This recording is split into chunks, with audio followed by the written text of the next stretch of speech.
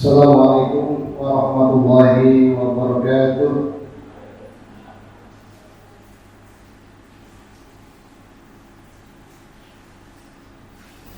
Innal hamdalillah wa la hawla wa la quwwata illa billahil aliyyil azim. Subhanallah, Allahu akbar, astaghfirullahaladzim, astaghfirullahaladzim, astaghfirullahaladzim wa atubu ilaih.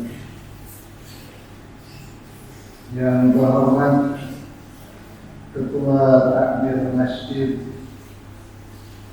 Al-Barakah PM beserta jajaran pengurus yang kami hormati, jamaah salat zuhur rahimakumullah yang insyaallah dimuliakan Allah Subhanahu wa taala. Karena salah satu orang-orang yang dimuliakan Allah Subhanahu wa taala adalah orang-orang yang senantiasa berzikir, mengingat Allah Subhanahu wa taala atau beribadah kepada Allah Subhanahu wa taala, yang menjadi hakikat dari penciptaan manusia adalah beribadah, sebagaimana dalam Quran surat Al-Zariyat ayat 56. A'udzubillahi minasyaitonir rajim. Bismillahirrahmanirrahim. Wa ma khalaqtul jinna wal insa illa liya'budun. Dan tidaklah kuciptakan jin dan manusia kecuali untuk menyembah kepada Allah Subhanahu wa taala. Ini artinya dimanapun kapanpun kita berada, kita hendaknya untuk menyembah atau beribadah kepada Allah Subhanahu wa taala. Apapun profesi kita, dimanapun kita, tidak boleh untuk melupakan Sang Khalik, Sang Pencipta yang menciptakan kita semua, sehingga kita menjadi insan yang cerdas, manusia yang bermanfaat, manusia yang memiliki berbagai aktivitas. Ini karena semua dari Allah Subhanahu wa taala. Pada kesempatan ini, mari kita bersama-sama yang pertama dan paling utama untuk senantiasa memanjatkan puji syukur kita kehadirat Allah Subhanahu wa taala atas segala limpahan nikmatnya kepada kita semuanya, sehingga kita bersama-sama bisa menjalankan sholat zuhur berjamaah di tengah kesibukan masing-masing. Sebagai hamba yang beriman, ketika dipanggil, ya, ada sebuah panggilan adzan, kita senantiasa bergegas untuk mendatanginya, melaksanakan sholat, yaitu di mana kita bersama-sama menuju untuk keberuntungan. Hayya 'alas shalah, hayya 'alal falah. Mari kita melaksanakan sholat, mari kita menuju kepada keberuntungan. Insyaallah kita termasuk Allah yang beruntung. Allahumma amin. Yang kedua, sholawat serta salam semoga terlimpah curahkan kepada junjungan kita, uswah kita, suri teladan kita, Nabi Muhammad sallallahu alaihi wasallam, pada keluarga, para sahabat dan umatnya yang kita senantiasa sebagai umat beliau menantikan syafaatnya fi yaumil qiyamah, dan mudah-mudahan mendapatkannya dan menjadi ahlul jannah. Allahumma amin. Jamaah rahimakumullah, terima kasih diberi kesempatan untuk bermuajahah berwujuh bertatap muka dengan jamaah semua di Masjid Al-Barakah untuk bersama-sama mengkaji ayat-ayat Allah yang begitu banyak, namun sedikit yang kita miliki atau sedikit yang kita kuasai. Ayat-ayat Allah itu ada dua.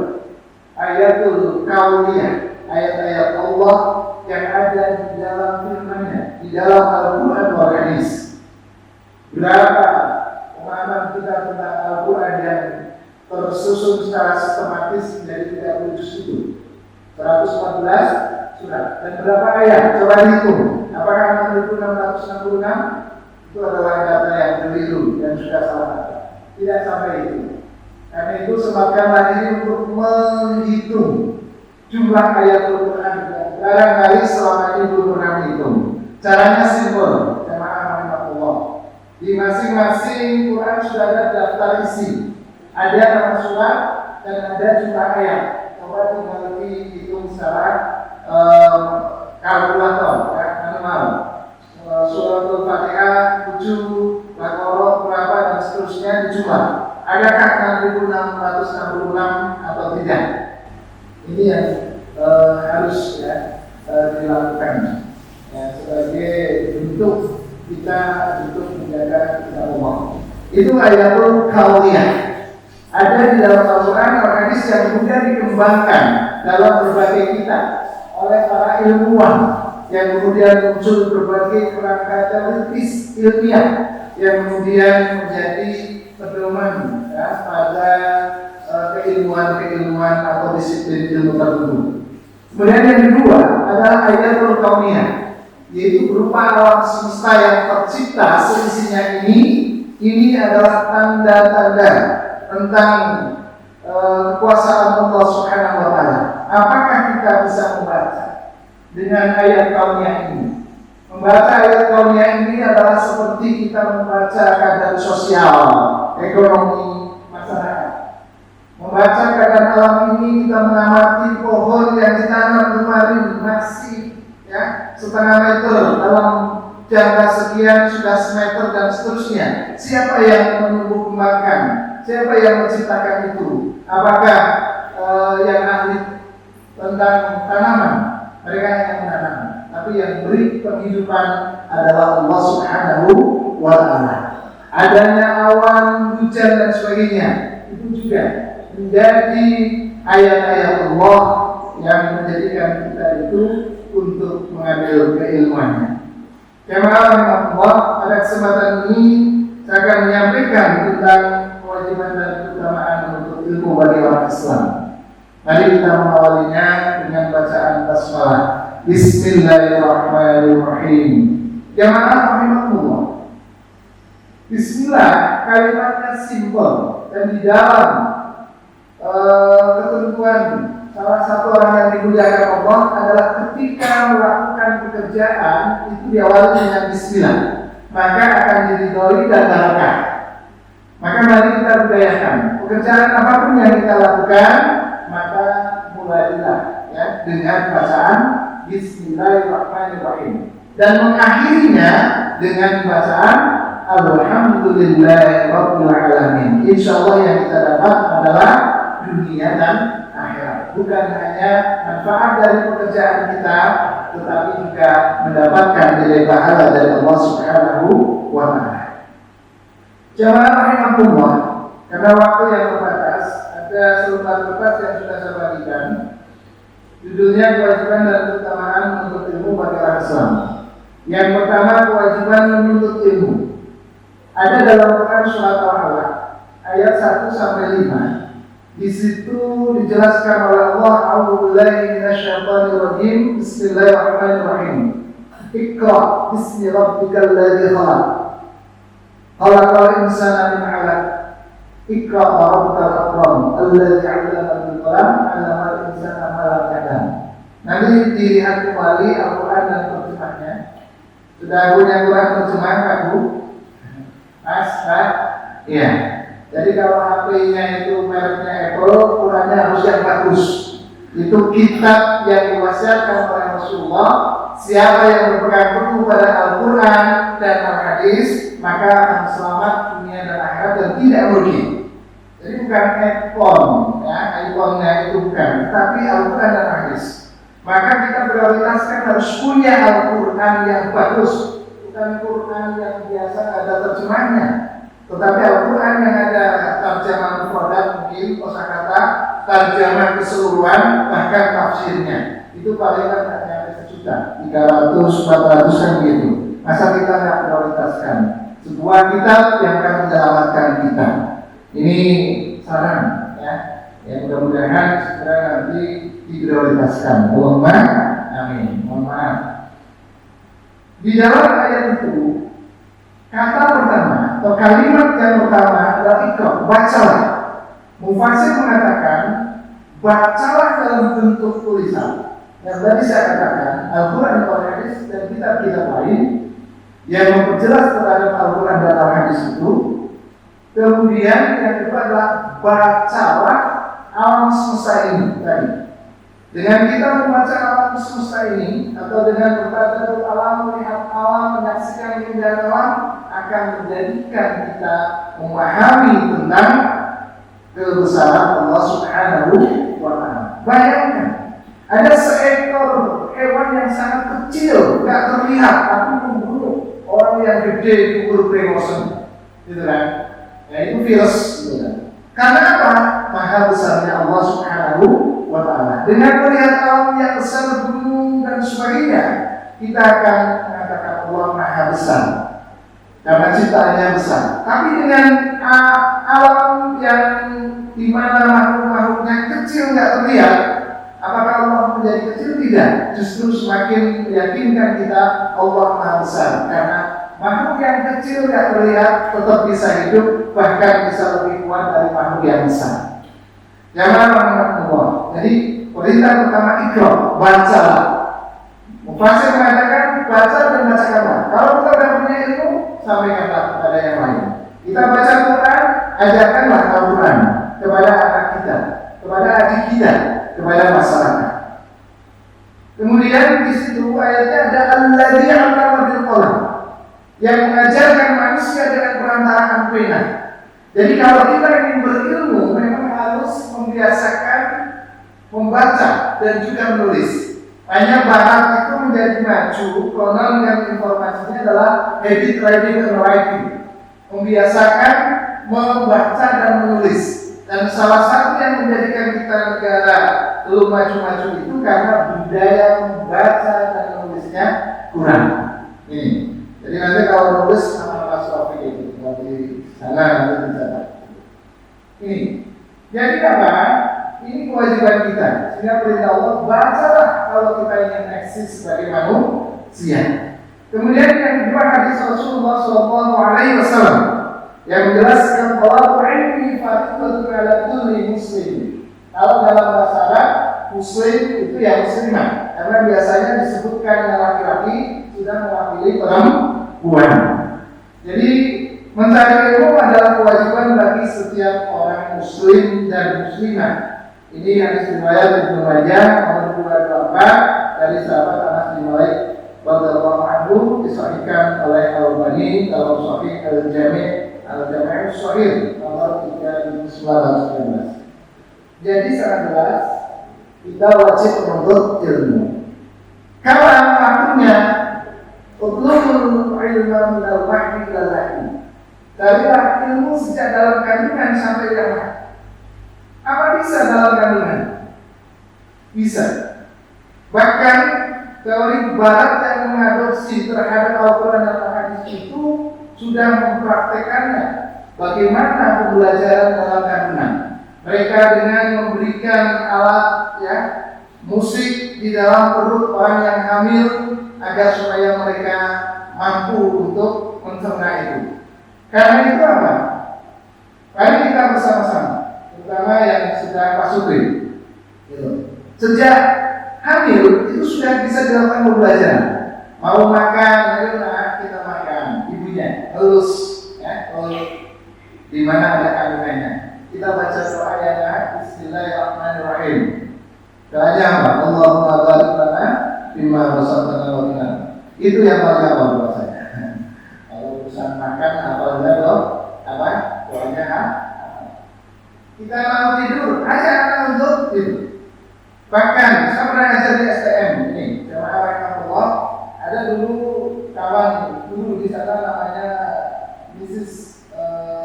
Rumili. Itulah dia adalah pengajar bahasa Inggris. Di desanya itu di Purwokerto, waktu itu Sumbang, ada salah satu orang tua yang aktif mengajarkan anaknya.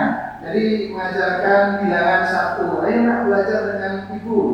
Kita belajar bilangan 1 sampai 10 dengan kertas yang dibuat seperti semprong, tahu semprong itu, ya. Kemudian ditempelkan perutnya, bapaknya mengajarkan, ikuti bapak 1, 2, 3. Ternyata anaknya menjadi anak yang cerdas, bisa kembali serius. Nilai-nilainya sering 10 dan 9. Ini penuturan Mrs. Romili itu. Ya, artinya apa? Memang hadisnya sudah jelas. Sejak dalam kandungan itu sudah bisa dilakukan pendidikan. Sampai mana? Sampai meninggal. Berarti tidak ada alasan kita untuk tidak menuntut ilmu karena kesibukan bekerja. karena kesibukan yang lain. Maka di waktu senggang dalam bekerja, kita pun bisa kemudian menuntut ilmu, yaitu kapan dimanapun waktunya. Karena apa? Kata Allah, jika lautan dijadikan tinta, gitu kan? Kemudian apa itu pohon-pohon, ya, itu dijadikan kertas, kemudian untuk menuliskan ilmu Allah, ya, itu tidak akan sanggup. Jadi ibaratnya jarum yang dimasukkan ke dalam lautan, dan air yang menempel di jarum itulah yang akan dikuasai oleh manusia. Betapa banyak ilmu Allah yang tidak bisa dikuasai oleh manusia. Padahal sedikit yang dikuasai manusia sudah terserahkan dunia. Nah, bayangkan kalau kita terus mengkaji ilmu, pasti minimal dirinya tercerahkan, keluarga tercerahkan, masyarakat tercerahkan. Jamaah rahmatullah. Kemudian yang kedua, keutamaan menuntut ilmu menurut pandangan Islam. Yang pertama adalah orang yang berilmu diangkat derajatnya. Dalam Quran surat Al-Mujadalah ayat 11, A'udzu billahi minasyaitonir rajim. Bismillahirrahmanirrahim. Yarfa'illahu alladhina amanu minkum walladhina utul 'ilma darajat. Wallahu bima ta'maluna khabir. Yang artinya Allah akan meninggikan atau mengangkat derajat orang-orang yang beriman di antaramu dan orang-orang yang diberi ilmu pengetahuan beberapa derajat, dan Allah Maha mengetahui apa yang kamu kerjakan. Jamaah rahmatullah, dengan ayat ini maka sangat jelas secara eksplisit, secara jelas Allah mengatakan orang yang beriman berilmu akan diangkat derajatnya. Jadi nggak pakai majas, nggak pakai kias, tapi eksplisit, langsung. Yaitu di situ apa? Alladzina amanu minkum wa utul ilma darajat. Orang-orang yang berilmu di antara kamu, orang-orang yang beriman di antara kamu, wa utul ilma, dan orang-orang yang berilmu. Bagaimana Allah akan mengangkat derajat orang-orang yang berilmu? Tentunya sesuai dengan kehendak Allah Subhanahu wa ta'ala. Tapi yang menjadi catatan dan keyakinan orang yang beriman bahwa apa yang difirmankan Allah pasti benar. Maka siapa yang berilmu, beriman dan berilmu pasti akan diangkat derajatnya. Dan kita tinggal mempraktekkan jamaah Allah. Bagaimana terus kita untuk meningkatkan keilmuan kita, maka Allah akan mengangkat derajat kita. Yang kedua, keutamaan menuntut ilmu. Orang yang berilmu dimudahkan jalannya ke surga. Rasulullah SAW bersabda dalam hadis riwayat Bukhari dan Muslim nomor 2699. Bismillahirrahmanirrahim. Wa man salaka tariqan yaltamisu fihi 'ilman sahhalallahu lahu bihi tariqan ila jannah. Barang siapa yang menempuh suatu jalan untuk mencari ilmu, maka Allah memudahkan untuknya jalan menuju surga. Subhanallah. Ini sangat jelas sekali. Barang siapa yang menempuh suatu jalan untuk mencari ilmu, maka Allah memudahkan untuknya jalan menuju surga. Di tengah pekerjaan, di tengah kesibukan kita, ketika kita mencari jalan untuk menuntut ilmu, maka itulah yang akan melengkapi kita kebahagiaan dunia dan akhirat. Ada dua kebahagiaan yang selalu kita tuju. Apa? Sebagaimana doa kita, Rabbana atina fid dunya hasanah wa fil akhirati hasanah. Wahai Tuhan kami, berikanlah kepada kami kebaikan dunia dan kebaikan akhirat, dan jagalah kami dari siksa api neraka. Wa qina adzabannar. Itu doa yang selalu kita bacakan. Itu. Maka ada dua kebaikan yang harus kita kejar, dunia dan akhirat. Itu yang harus kita kejar. Maka kalau itu yang kita dapat, maka kebahagiaannya sempurna. Walaupun prakteknya biasanya berat sebelah, ya, mengejar dunia oleh akhirat, celaka hidupnya. Doa kita nggak ada gunanya, karena kita melalaikan Allah Subhanahu wa Ta'ala. Salah satunya nggak mau menambah ilmu kita, itu kan melalaikan perintah Allah Subhanahu wa Ta'ala. Itu termasuk celaka. Yang kedua,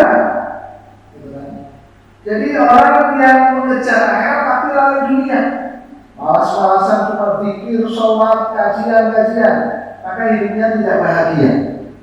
Karena harus ada balance, keseimbangan dunia dan akhirat harus dikejar sesuai dengan tuntunan syariat Islam. Maka nggak boleh dunia asik. Walaupun prakteknya banyak orang yang bersakit-sakit mengejar dunia dan lalai akhirat. Ya kan? Iya. Ini ya, bahkan sering kita lakukan sebuah muhasabah renungan. Kadang saya merenung, iya ya. Kalau saya untuk keperluan fisikal saya, ya sabunnya harus bermerek, kan? Kemudian sabunnya harus bermerek, belum make upnya, segalanya. Yang untuk jasad paling takaran umur 60 sampai 100 tahun. Kita uri-uri, gitu kan? Parfumnya harus ratusan ribu. Tapi untuk Tuhan kita yang akan mati, kalau jasad kan dimakan umur dan unsur. Wallahu a'lam. Sampai kapan kan kita akan di dunia ini? Itu kita uri-uri, ya. Pakai bajunya yang mahal kan itu demi jasad kita. Tapi coba kita bandingkan dengan sedekah kita. Ada infak jalan, ya, 5.000 PSBD. Orang yang bukan, ya, karena boleh disinggung, ya 1.000 kan gitu. Anda belum timbang antara kebutuhan jasmani dan kebutuhan rohani. Jamaah rahmatullah. Jadi itulah salah satu keutamaannya orang yang menuntut ilmu, ya, ini akan dimudahkan jalannya ke surga. Mudah-mudahan kita yang berada di Masjid Al-Barokah ini juga akan dimudahkan jalannya ke surga Allah Subhanahu wa taala. Allahumma amin. Karena menuntut ilmu. Yang ketiga, orang berilmu memiliki pahala yang kekal. Rasulullah SAW bersabda, "Idza mata al-insanu inqata'a 'amaluhu illa min thalathin, min shadaqatin jariyatin, wa 'ilmin yuntafa'u bihi, wa waladin shalihin yad'u lahu." Jika seorang meninggal dunia, maka terputuslah amalnya kecuali 3 perkara. Sedekah jariah. Mari kita berbanyak sedekah. Jangan pernah kita menganggap bahwa kita orang yang kekurangan, seringnya mengeluh. Ini harus kita hilangkan. Karena di tengah masyarakat kita, baik lokal, nasional maupun internasional, begitu banyak yang lebih menderita dari kita. Gimana? Iya, ada orang tak punya rumah banyak di Indonesia, di kolong jembatan dan sebagainya. Kenapa kita harus selalu mengeluh? Di mana kita sudah punya rumah, sudah bagus dan sebagainya. Jadi mari kita berbanyak sedekah dengan beranggapan bahwa kita belum pantas bersedekah. Karena ayatnya jelas, wa bimma razaqnahu yunfiqun. Dan dari apa yang diberikan kepada kamu, infakkanlah, sedekahkanlah. Jamaah Allah, yang kedua ilmu yang dimanfaatkan. Jamaah Allah ini, sekalipun kita sudah meninggal dunia, maka pahalanya akan kekal, terus mengalir jika ilmu itu diamalkan. Kemudian yang ketiga adalah anak soleh yang mendoakan orang tuanya. Subhanallah. Maka menjadi sangat merugilah kita jika kita tidak mau menuntut ilmu dan tidak mau mengamalkan. Karena ilmu yang kita miliki kemudian tidak kita amalkan, bagaikan pohon yang tidak berbuah, ya. Jadi menjadi sia-sia. Jamaah, kemudian yang keempat, dimintakan ampun seisi bumi dan langit. Keutamaan lain yaitu orang yang berilmu itu akan dimintakan ampun, ya, oleh seisi bumi dan langit. Dalam sebuah hadis dijelaskan, Bismillahirrahmanirrahim. Qala sami'tu Rasulullah sallallahu alaihi wasallam yaqulu innahu la yastaghfiru lil 'alimi man fis samawati wa man fil ardi hatta al-hitani fil bahri. Yang artinya dari Abu Darda, dia berkata, aku mendengar Rasulullah sallallahu alaihi wasallam bersabda, sesungguhnya akan memintakan ampun untuk seorang alim. Alim itu dimakna orang yang berilmu, alim, ya. Untuk seorang alim, makhluk yang di langit dan di bumi hingga ikan hiu di dasar laut. Tabu. Jamaah rahimahullah. Ya, jika kita ini menjadi orang yang berilmu, maka kita akan dimintakan ampun oleh seisi langit dan bumi, termasuk hiu yang ada di dasar laut. Ya, sungguh beruntung bagi orang-orang yang berilmu. Kemudian yang terakhir, orang yang berilmu bahagia dunia dan akhirat. Dijelaskan dalam sabda Rasulullah dalam hadis riwayat Ahmad, "Man arada dunya fa alaihi bil ilmi, wa man arada al akhirah fa alaihi bil ilmi, wa man arada huma fa alaihi bil ilmi." Barang siapa menginginkan kebahagiaan dunia, maka tuntutlah ilmu atau wajib memiliki ilmu. Dan barang siapa yang menginginkan kebahagiaan akhirat, tuntutlah ilmu atau memiliki ilmu. Dan barang siapa yang menghendaki keduanya, tuntutlah ilmu pengetahuan. Jadi wajib dengan ilmu. Dunia wajib memiliki ilmunya, akhirat wajib memiliki ilmunya. Untuk menguasai yang mendapatkan keduanya, dunia akhirat harus memiliki ilmu. Karena itulah menjadi dasar kita.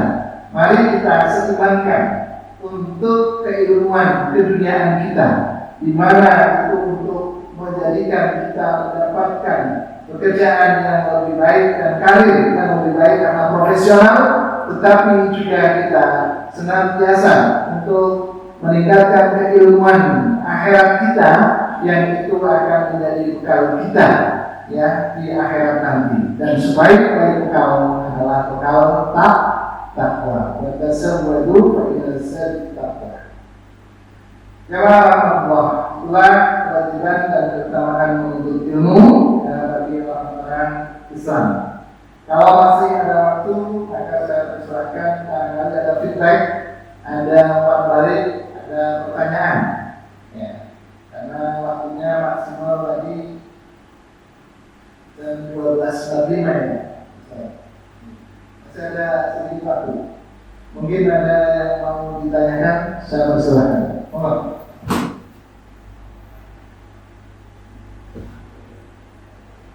Ya, silakan.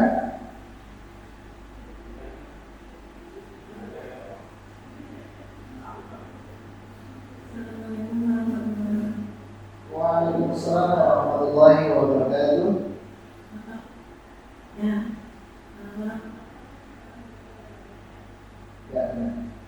Orang tua saya, misalkan saya bersedekah sama kedua orang tua saya itu akan sampai pahalanya pada mereka.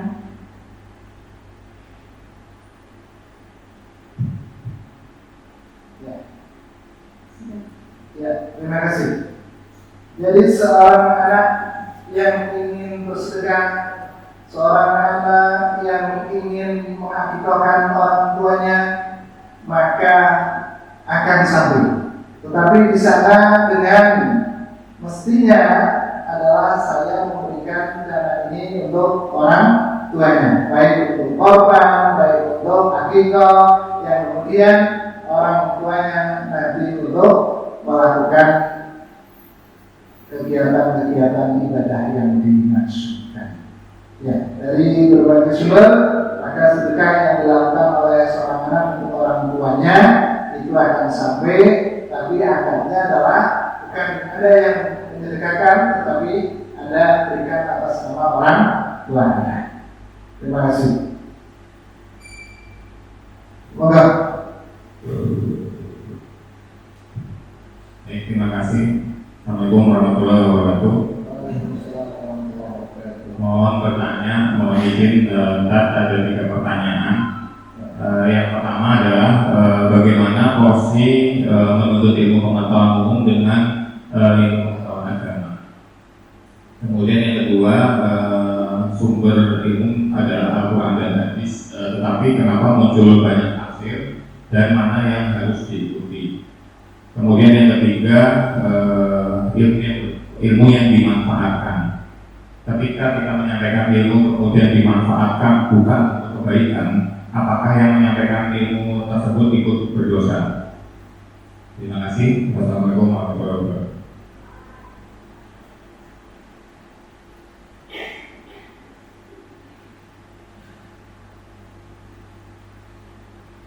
Baik, yang pertama adalah bagaimana porsi untuk ilmu untuk dunia dan akhirat. Jadi harus iman, ya. Jadi kita diciptakan oleh Allah itu dengan dua komponen, ya, komponen badannya dan ruhiyah. Sebenarnya sudah sangat jelas kebutuhan jasadiah atau badannya, yaitu harus juga terpenuhi karena itu sunatullah, maka harus terpenuhi. Kemudian terkait dengan sebab seseorang itu nanti bahagia itu kan harus berilmu sehingga akan mendapatkan pekerjaan yang lebih baik, pekerjaan yang profesional, ya, dan sebagainya. Tetapi di situ ternyata ada kadang sarana yang terlupakan. Orang menganggap sukses itu hanya dari sisi duniawi saja. Jadi kerangka sunatullah saja. Jadi ingin kaya ya dia harus bekerja keras, hemat. Padahal ada sisi lain yang harus diperhatikan, yaitu infak, sedekah, silaturahmi, gitu kan, dan bertakwa. Di mana orang yang silaturahmi dia akan diberikan rizki oleh Allah Subhanahu wa Ta'ala. Sehingga orang terkadang hanya monoton dengan aktivitas pekerjaannya dan dia hanya berpikir rizki Allah itu hanya dari yang dia kerjakan. Padahal banyak rizki Allah yang haitsu la yahtasi, dari tidak yang disangka-sangka. Contohnya adalah ketika seorang silaturahmi, ini kalau mengambil istilah orang Jawa itu dilallah. Dengan silaturahmi kita diberi sesuatu oleh orang tersebut, kita diberi pekerjaan lebih layak oleh orang tersebut, kita kemudian mendapatkan bantuan dari orang tersebut karena dia berlebih dan sebagainya. Ini kadang terlupakan, ya. Padahal jelas sekali dari fadilah silaturahmi itu seseorang itu akan ditanyakan umurnya, dilipat atau diberikan rizki atau dilipatkan rizkinya. Nah ini terkadang dia hanya monoton terhadap pekerjaannya saja, sehingga ya rizkinya dari yang dia kerjakan. Silaturahmi dia abaikan, padahal jelas sekali minta silaturahmi kepada siapa? Kepada keluarga dekat, kepada keluarga jauh, dan itu akan menambahkan rezeki kepada kita. Ini sarana yang sering diabaikan. Sedekah jelas sekali. Dalam siapa yang bersedekah, ya, satu dia akan dilipat gandakan menjadi 7 kali lipat, atau 70 kali lipat, atau 700 kali lipat. Allahu a'lam. Allah akan memberikan balasan itu dengan cara yang seperti apa. Tetapi tidak ada di sisi Allah sesuatu yang sia-sia.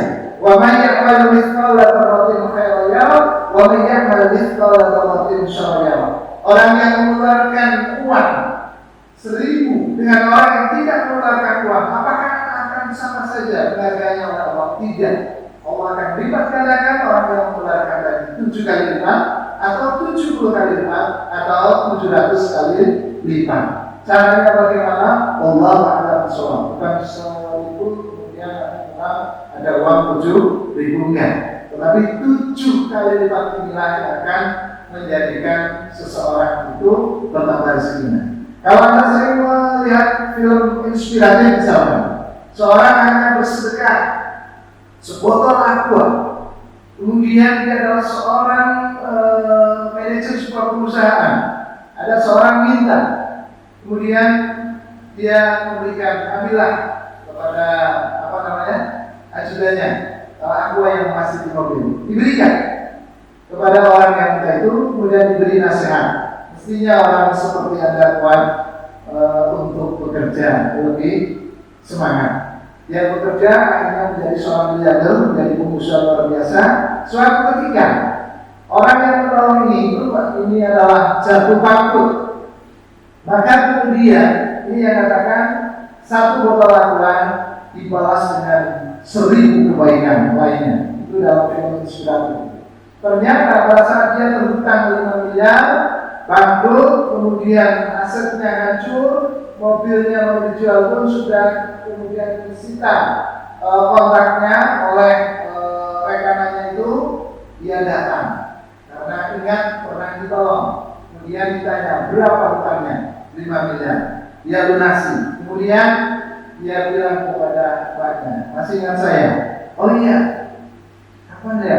Oh, waktu saya ditolong diberi 1 gardus aqua, dan itu selalu saya ingat. Dan ini saya invest 5 miliar lagi, saya kerjasama dengan perusahaan. Ini artinya apa? Banyak sekali hal itu terjadi. Dan apakah itu adalah sesuatu yang begitu saja? Tidak. Semuanya sudah ada aturan dari Allah Subhanahu wa Ta'ala. Siapa yang melakukan kebaikan, dia akan diberikan 7 kali lipat, 70 bahkan 700. Anda juga pernah lihat di salah satu stasiun televisi kita, seorang tukang beca yang selalu mensedekahkan pada hari Jumatnya tidak menarik atau memungut biaya di kota Jogja itu kan? Nah, kemudian ini. Kemudian dia akhirnya ada seorang laki-laki yang ini diantarkan ya ke suatu tempat. Kemudian dia dikasih 15.000, dia nggak mau. Dia kaget, apa kurang mas? Tidak, saya kalau hari Jumat saya niatkan untuk bersedekah. Karena hanya itu yang bisa saya lakukan dengan menggayuh ya becak, saya bisa bersedekah. Maka ternyulah orang itu, kemudian dia katakan, uang ini lebih bermanfaat untuk Anda dan keluarganya. Iya, tapi saya ingin bersedekah. Kemudian ketika orang itu mengajarnya, kalau begitu saya antar lagi ke suatu tempat, yaitu BRI kalau tidak salah waktu itu. Kemudian di sana setelah dia sampai, karena sebelumnya ditanya, cita-cita kamu itu apa supaya Tuhan beca? Saya ingin ke Baitullah, berhaji. Maka saat itu juga ke BRI, kemudian dia dipanggil, didaftarkanlah haji, dan itu viral di Indonesia. Bayangkan, siapa yang akan mengira bahwa dengan mensedekahkan kayuan becaknya ternyata mendapatkan rezeki yang begitu besar yang mampu mengantarkannya ke Mekah al-Mukarramah. Subhanallah. Ya. Kemudian yang berikutnya, itu jadi porsinya harus imbang, Mas, untuk ilmu dunia dan akhirat. Karena nggak bisa ada yang harus memperduakan. Semuanya perlu di dunia, saat di dunia ya kita perlu ilmu, di akhirat juga. Kemudian yang berikutnya sumber ilmu Quran hadis, tapi kenapa masih ada tafsir? Di dalam Al-Quran, nanti lihat di dalam sebuah hadis ya, di mana ketika Mu'adz bin Jabal menjadi seorang gubernur Syam, yang disitulah sumber ketiga itu adalah ijtihad. Jadi banyak Al-Quran yang sifatnya mutasyabihat, belum jelas maknanya, yang itu nanti akan dijelaskan oleh hadis Rasulullah, tetapi kadang juga belum jelas, maka itulah yang dijelaskan dalam ijtihad ulama, pemikiran ulama. Ijtihad itu nanti ada ijma ulama. Contoh, dulu belum ada KB, maka ketika muncul KB, ayat mana dan hadis mana? Karena tidak ada ayat yang menjelaskan innal kabiyah, tidak ada. Ya, kanal kabiyah tidak ada di dalam Al-Quran. Tapi apakah kemudian Islam tidak berperan dalam konteks itu? Maka diambillah ayat dan hadis-hadis yang kemudian ditelaah oleh para ulama. Ada di sana ayat yang menjelaskan, jangan kamu membunuh anakmu karena takut miskin. Maka KB yang sifatnya permanen kemudian oleh ijtihad atau ijma perkumpulan ulama dunia tidak boleh. Itu permanen dengan cara misalkan vasektomi atau lubektomi, memotong saluran tuba parupi atau saluran sperma. Karena satu, dia melakukannya di aurat besar karena larangan dalam ayat hadis tidak boleh melihat aurat besar. Yang kedua, dia merubah ciptaan Allah. Nah ini yang tidak boleh. Tapi metode kontrasepsi yang lain kemudian dibolehkan. Ada beberapa yang dilakukan menurut ijma ulama. Misalkan itu. Jadi kenapa ada tafsir? Jelas karena begitu banyak yang belum eksplisit. Maka itu dijelaskan oleh pakar hukum. Dan kita mengetahui ada 4 mazhab yang sangat terkenal tentang hukum. Nah, siapa saja? Ya. Maliki, terus Syafi'i, Hanafi, Hambali. Dan itu kemudian menjadi acuan pada seluruh pakar hukum. Itu mengacu ke situ. Mereka tinggal melengkapi waktu. Kedokteran juga gitu. Siapa ahli kedokteran? Pertama jelas dari Islam, pihak dan psikologi Islam. Ibnu Sina, Al-Farabi kan gitu. Maka kemudian dokter-dokter yang kekinian mereka belajar dari kerangka teori dari para ahli Islam itu. Baik. Jadi kenapa? Karena banyak ayat-ayat yang belum jelas dan hadis-hadis yang masih butuh penafsiran. Seperti lagi misalkan ekonomi, misalkan lagi apa? Bagaimana Islam tentang fashion? Yang lagi bedah plastik, dengan plastik itu, dan transgender. Kan belum ada yang gitu, ya. Tapi kemudian bagaimana dan seterusnya. Nah disitulah maka perlu tafsir dan kitab-kitab lain yang tentunya itu dari pakarnya. Karena itu ketika membaca buku, beli buku harus lihat dulu karangan siapa. Jangan-jangan itu sesat menyesatkan. Dan di Indonesia itu sudah begitu banyak aliran Islam yang juga sesat menyesatkan. Ratusan bahkan mungkin ribuan aliran Islam ada, ya, mereka berjalan di sekitar kita. Dan nanti yang aneh lagi, kita nggak perlu wali, kan begitu, dan seterusnya. Itu aliran-aliran yang luar biasa. Nanti ada aliran Islam yang beramal tentang kiamat, sehingga di Jawa Timur meninggalkan tempatnya, jual semua kasihkan. Gimana mungkin dia cerita kiamat? Rasulullah dan malaikat Jibril saja tidak tahu tentang kiamat. Saat Rasulullah berdiskusi dengan malaikat Jibril, dia bertanya, "Ma huwal iman, ma huwal Islam, ma huwal ihsan?" Rasul bisa menjawab. Ketika ditanya, "Ayo sana, kapan datangnya hari kiamat?" Maka Rasul mengatakan, "Kamu lebih tahu daripada yang ditanya." Karena malaikat Jibril itu kan yang sering ngasih wahyu. Maka malaikat Jibril juga mengatakan, "Saya tidak tahu." Dan Rasul, "Saya tahu tapi hanya tanda-tandanya." Cuma tandanya, kapan ada waktunya. Maka kalau ada informasi kiamat tahun ini, bulan ini, jam ini, pasti bohongnya. Itu pasti bohongnya. Tidak usah gelisah. Itu jangan-jangan ingin supaya orang-orang kabur nanti harganya diambil semua dan sebagainya. Kemudian yang terakhir, ilmu yang dimanfaatkan tidak untuk kebaikan. Bagaimana apakah yang mengajarkan ilmu itu berdosa? Tidak. Di dalam Al-Quran itu orang mempertanggungjawabkan terhadap apa yang diamalkannya sendiri. Ya.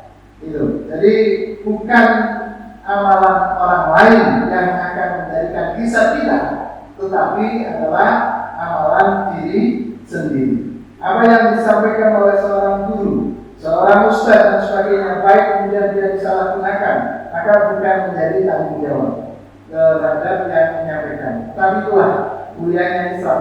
Ketika ilmunya diamalkan oleh seorang murid, oleh jamaahnya dalam kebaikan, maka dia ikut mendapatkan pahala dari orang yang melaksanakannya. Kira-kira itu yang bisa kami sampaikan karena waktu yang terbatas, sudah ada manfaatnya. Sekali lagi, kewajiban ilmu sebagai orang Islam adalah wajib hukumnya sejak kita dalam kandungan sampai akhir hayat. Maka tidak ada kata pensiun menuntut ilmu. Jika kita ingin mendapatkan fadilah atau keutamaan dari Allah Subhanahu wa Ta'ala, dimudahkan jalan surganya, dimudahkan rezekinya, itu kan kemudian terus mengalir pahalanya, maka kita harus terus menuntut ilmu dan mengajarkannya kepada yang lain. Akhirul kalam, billahi fisabilillah. bil haqq fastaghfirul khairat. Mohon maaf atas segala kekurangan dan kesalahannya. Jika ada baginya datang dari Allah dan jika ada kesalahan datangnya dari saya sendiri karena mungkin keterbatasan ilmu saya. Akhirnya, wassalamualaikum warahmatullahi